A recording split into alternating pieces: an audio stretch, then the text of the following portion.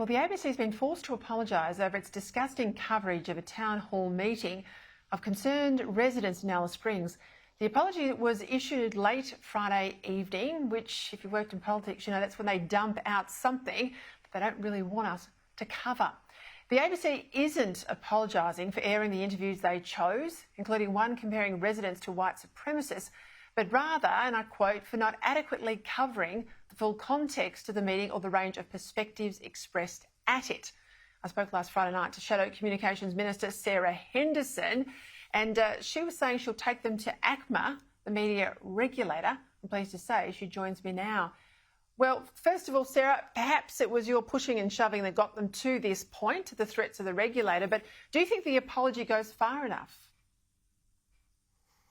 Well, Peter, good evening. And no, absolutely it does not. And I have to commend the Mayor of Alice Springs, Matt Patterson, who first raised deep concerns about the ABC's reporting, saying it was likely to lead to some sort of terrible racial division in the town.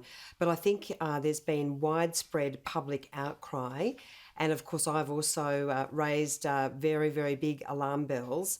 And one of the issues about ACMA, the media regulator, Peter, is if a broadcaster, in this case the ABC, apologises under the ABC's code of practice, that can be deemed to mean there is no breach. However, only if the response is adequate. And I'm arguing the response, the apology, is totally inadequate. As you have pointed out, they have not apologised for depicting this meeting of some 3,000 local residents as a gathering of white supremacists.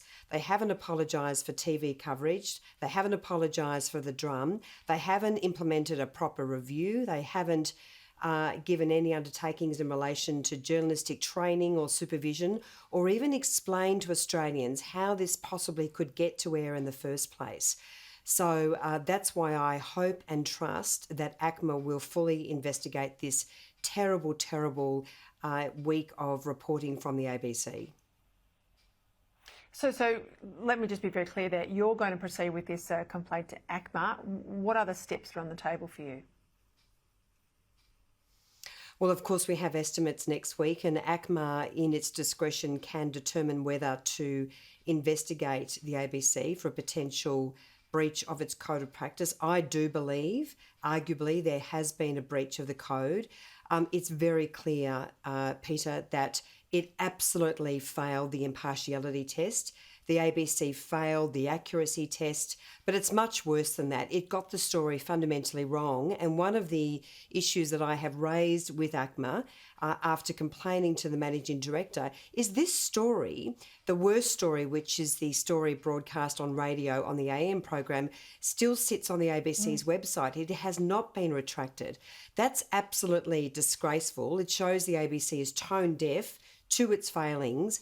And that's why I believe that ACMA does need to urgently intervene, hold the ABC to account, and say to the ABC, this is hopelessly inadequate and we expect better standards.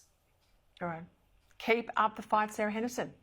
Thank you. We'll watch you closely on this issue at Estimates.